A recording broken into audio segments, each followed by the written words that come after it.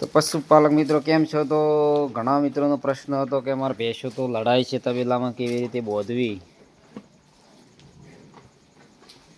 તો મિત્રો ભેંસો તબેલામાં એવી રાખો કે મારવી ન જોઈએ આપણને, અને બીજી ભેંસ પણ લડાવી ન જોઈએ. એવી ભેંસો શાંત વાતાવરણવાળી રાખો.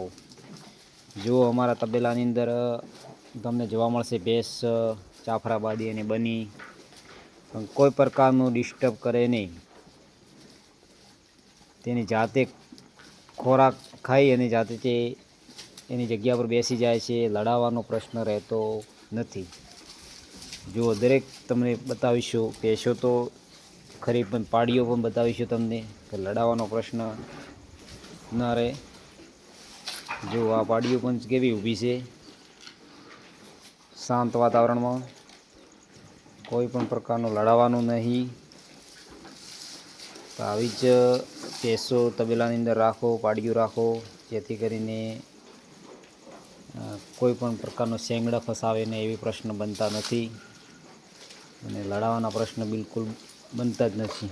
બીજી બાજુ જોવા જઈએ તો શંકર પણ એ જ કન્ડિશનમાં જોવા મળશે અમારા તબેલાની અંદર. કોઈ પણ પ્રકારની માથાકૂટ વગર બધી ભેગી ઊભી જ રહે છે, નજીક. કોઈ પણ પ્રકારનું ડિસ્ટર્બ લેતી નથી. શેંગડાવાળી છે એ થોડી દૂર રાખીએ છીએ, બાકી તો બધી રેડી જ છે.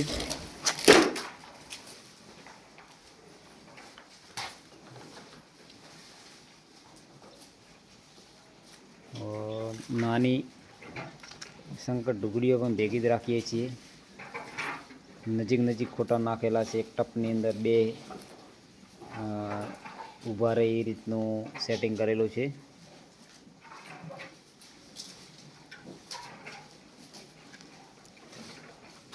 તો મિત્રો શંકર અને એક પાડી પણ ભેગી બાંધેલી છે. એ પણ થોડી એમ કરે છે, પણ તો એ ઊભી રહે છે વ્યવસ્થિત. આજ બાંધી છે, પણ થોડું એમ લાગે છે થોડું લડાઈ એવું, એટલે એને થોડી જુદી પાડી દઈ છે. પણ આજ તો એમ શાંત વાતાવરણમાં ઊભી છે. બીજી તો ડિસ્ટર્બ વગર જ ભેગી ઊભી રહી છે એક સરખી જ. દોવાનો ટાઈમ થાય તો કદાચ એક હાથી બહાર લેવી પડે તબેલાની અંદરથી, બાકી તો બધી ઓલરેડી કમ્પ્લીટ જ ઊભી રહી છે. લડાવવાનો પ્રશ્ન રહેતો નથી. તો મિત્રો તમારા તબેલાની અંદર કેવી ભેંસો છે એ કોમેન્ટ કરી જણાવજો. અમુકને તો ખતરનાક હશે, એક ખોટેથી બીજે ખોટે લેવામાં પણ તકલીફ પડતી હોય છે. એવી ભેંસો ન રખાય તબેલાની અંદર. કોઈક દિવસ નુકસાન આપી દેશે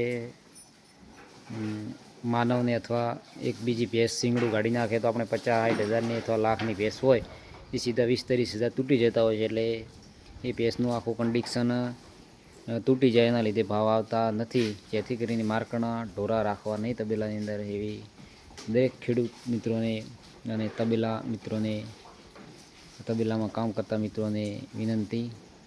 વિડીયો કેવો લાગ્યો લાઈક સબસ્ક્રાઈબ કરી દેજો. આજે તો દિવાળી છે, હેપી દિવાળી.